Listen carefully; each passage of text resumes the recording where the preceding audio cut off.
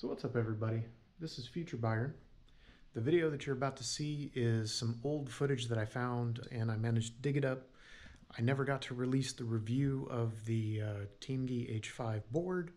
However, I want to preface this by saying, number one, that board's a turd. Giant turd. Don't buy that board. Two, most importantly, that is the moment I fell in love all over again with riding a skateboard. So I hope you guys enjoy the video. I've tried to, clean it up the best I could. This is some old footage. This is actually some of my earliest footage from 2020, 2021 era, somewhere around there. Just check it out. And if you guys watch it, if you feel something, give me some comments down below, man. Tell me about your first ride, your first board. It doesn't matter if it was a piece of crap. Who cares? When was the moment that you knew you loved riding an electric skateboard? Enjoy. What's going on, guys? Byron here from ETA, and I'm pumped. I'm super pumped. I am, I guess you could say, rediscovering an old hobby. Because what I have down here is an electric skateboard. Let's get it. Alrighty, so this is the Teamgee H5 blade. We just got a little bit of protective padding, and then look at that. Isn't that beautiful? Nice little longboard here.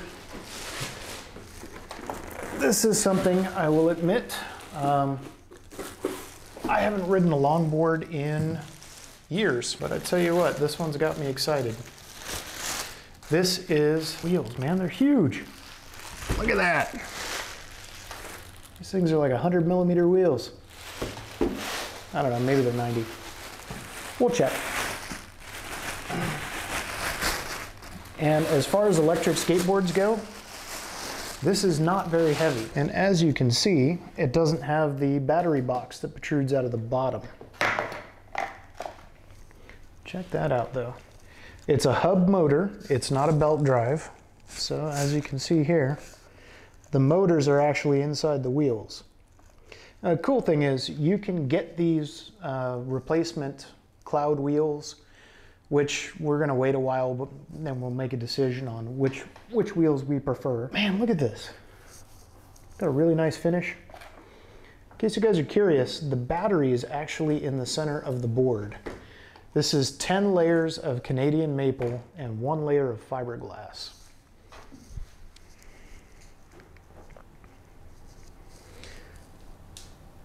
I'm not the most stable. There we go. Yeah. Feels nice, feels comfy. Not bad, not bad at all. And it does roll quite nice. Surprisingly, it balances nice. Probably gonna want to tighten these trucks up a little bit right out of the gate. Yeah, it's the first time I've stood on a skateboard in about 5 years. I think I did pretty good. So let's talk about it. The batteries inside here, there's actually a compartment under the grip tape here. Let's see what else we got. We got the accessories box. So here you've got your bumpers. USB Type-C, I'm assuming that's probably for the controller. Charger. This is the remote. This is kind of cool.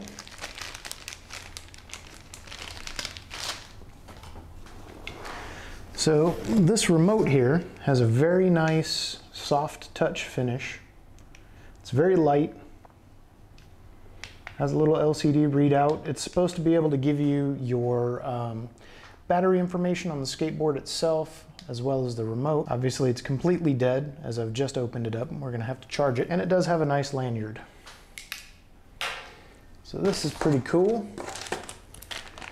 You've got a strangely corroded hex key, and then you've got your skate tool. In fact, you have to forgive me, I still got a weak hand. Just had surgery about two weeks ago on my hand. So this is what you get here. Nice little T-handle, nothing fancy, but this should be able to tighten up the trucks or do any other maintenance that you need done for the most part. And you got a small hex bit and looks like a cross tip. So that's kind of cool. I guess it just plugs together like so. Nice and easy storage. There's something that says activate your warranty and free gift. And I'm assuming this is the charger brick itself. And I was right. So you got the charger brick. This is a 3-pin charger. And for the curious, it's 42 volts at 1.5 amps. And it's rated for 100 to 240 volts. So this is universal voltage. When I go back to the States, I can take it with me. Not a fan of the plug type. I was expecting it would come with the UK type plug. So that is actually pretty disappointing. I'm gonna have to find an adapter. And you've got your instruction manual. And that's pretty much all I've got for you right now. This is the H5, which is the one that I've got. Waterproof grip tape, power wheels, front wheels. So the fronts are just standard trucks. They're nothing fancy. And then the rears is where you've got the power. And what's weird is the instructions in the remote here, it appears radically different than the remote you get. So maybe they've done a change. This one sure looks a heck of a lot nicer than the videos I've seen online. This is October 5th, 21. All right, so we're gonna get this thing charged up and we'll be right back. Alrighty guys, so I just wanna go over real quick. I tightened up the trucks and I noticed that these bolts here and here were loose. So I went ahead and tightened up the 4 truck mounts.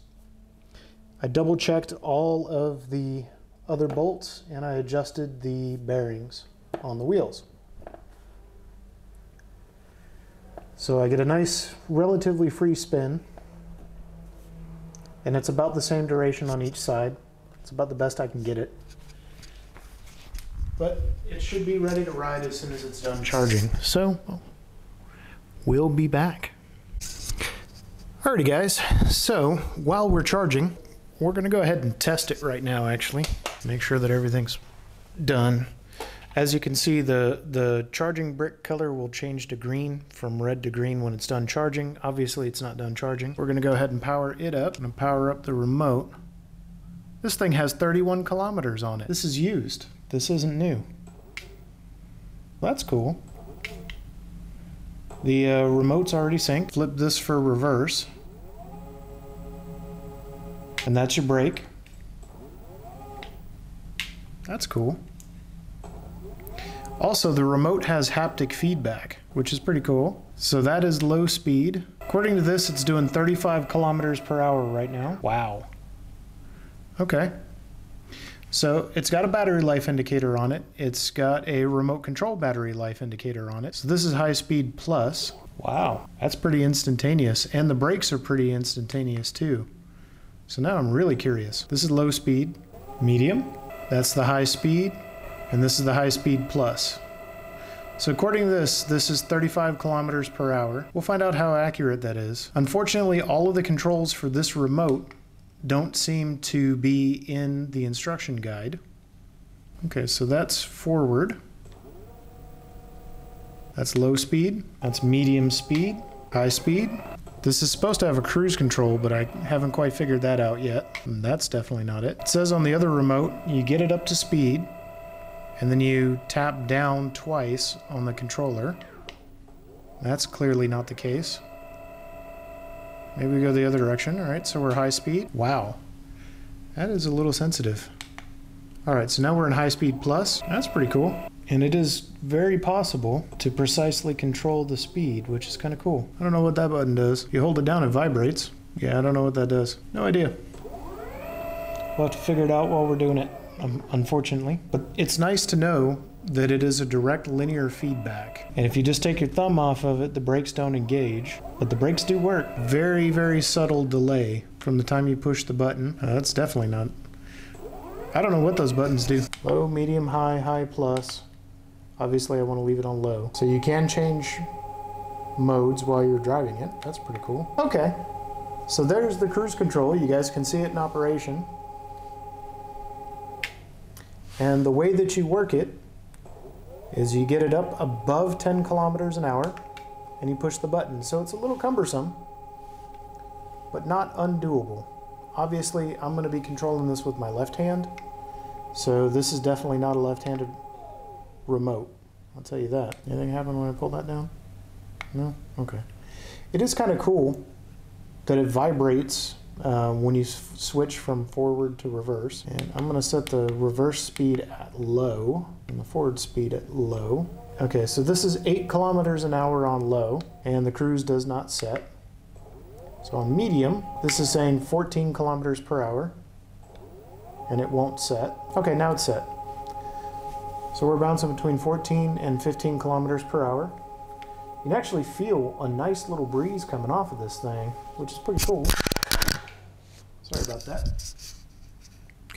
Also, supposedly there's a way to change it from miles per hour to kilometers per hour, but I don't know how to do that. And I don't really care to, if I'm being honest. I think you turn the power off and press and hold the speed and power button. So if you hold the cruise and power button, it brings up an option menu to where you can change it from miles per hour to kilometers per hour, and then you can adjust it down and you can set your wheel speed. So right now it was set out of the box at 65%. I'm going to put it at 80%, whether it's good or ill, I don't know. And that should have, I guess, I don't want to use the word tuned it, but let's see if there's a difference now. Yeah, so now we're at 10 kilometers an hour on low, and I can press the cruise on low and use it. That's about where I want to be. And now when we kick it up to high plus, we are at 43 kilometers an hour. Are you fucking kidding me? Pardon my French, but good Lord. If this thing will really do 43 kilometers an hour, that is hauling. Let's see what the speedometer will do. And okay. So for you guys back stateside, that's rated at 26 miles per hour. I don't know how I feel about that. We're going to take it up to 100% of its rated speed and see what happens. Well, 99 is the best I'm going to be able to do, apparently. So this will be miles per hour. It's got 31 miles on it. That's 33 miles per hour. Yep, that is 33 miles per hour. Wow. Actually, while I still have it in miles per hour, if you max it out, that's 7 miles per hour on low, 13 miles per hour on medium, 33 miles an hour on high, and high plus, apparently. The only thing high plus really seems to do is give you more aggressive braking. Still, that is pretty freaking unreal. So I'm gonna go ahead and put it back on kilometers now. And just because I haven't ridden an electric skateboard, I'm gonna turn it back down to 80, because I really don't want this thing to get away from me. That's still 43 kilometers an hour, and it's not very loud. I'm kind of impressed about that. It's pretty quiet. All right, so we're gonna plug this thing back in. What's going on, guys? Byron here from ETA, and we're doing a review on the Hooter cycling track. We're about to go out for a skateboard ride. I'll be back.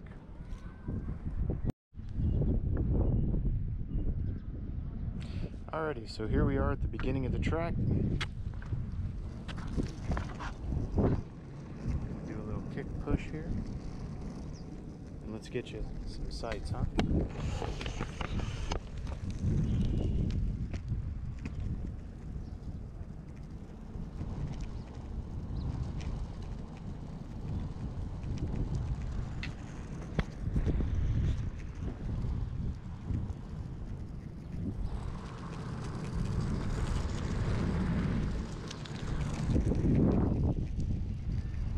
That's right, I'm an old man skateboarder.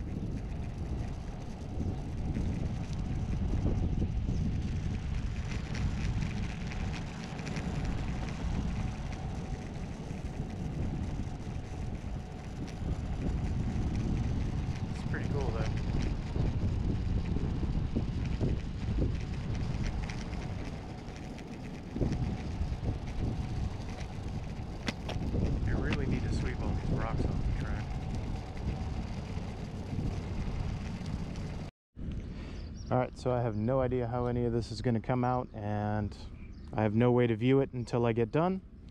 So we're just going to go for a ride, and I'm going to listen to my music.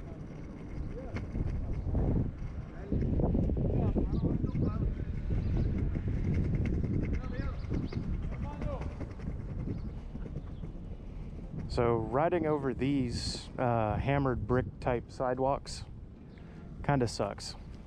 It's not very smooth. I'm gonna head back over here. I feel like I'm flying right now. Not that anybody cares, but I'm just listening to some Draconian, which is some absolutely amazing metal. Just transports you into another place. We're cruising along at 17 kilometers an hour right now. Just chilling, just vibing, just floating, man. Got my tunes in, can't hear anything, just vibing, man. Speed setting is at medium, brake setting is at 2. But for those who don't think electric skateboarding is a good workout, I don't know what to tell you, you're wrong. My calves are burning, my hips are burning, my back is burning, my feet are burning. Trust me, it's a workout. You're just working different muscles.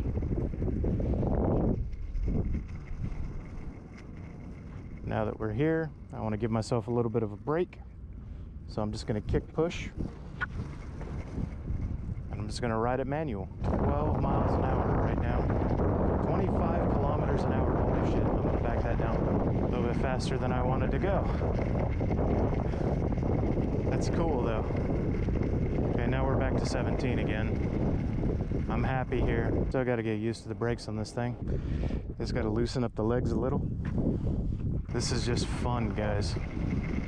It's about 35 Celsius outside, so it's just up like 98-ish degrees. Having an actual skateboard shoe would really help. I think I'm gonna go ahead and order a set. The soles on a skateboard shoe are different, so you don't get as much stress in your feet. It makes this a lot easier. Very gentle brake. So we're going to go ahead and conclude the video here. The rest of the footage that I have from that video is actually kind of incomprehensible. It's very garbled audio. The wind picked up quite a bit. But again, I just wanted to show you guys, you know, this is, I love riding skateboards, electric skateboards, PEVs, all that stuff. This is kind of what got me more and more and more interested in just enjoying my life again. I don't know how else to explain it, but this one board, even though it's a giant pile of freaking poo, that one board, those first 3 rides that I took, they lit the fire and they got me to do something I hadn't done in years. Start going outside and actually taking my life a little bit more seriously, taking my health more seriously, and just kind of got me to start going down the path. Now, from this footage until now, I've actually managed to lose 3 pant sizes. So I think that's pretty good. I hope you guys enjoyed it.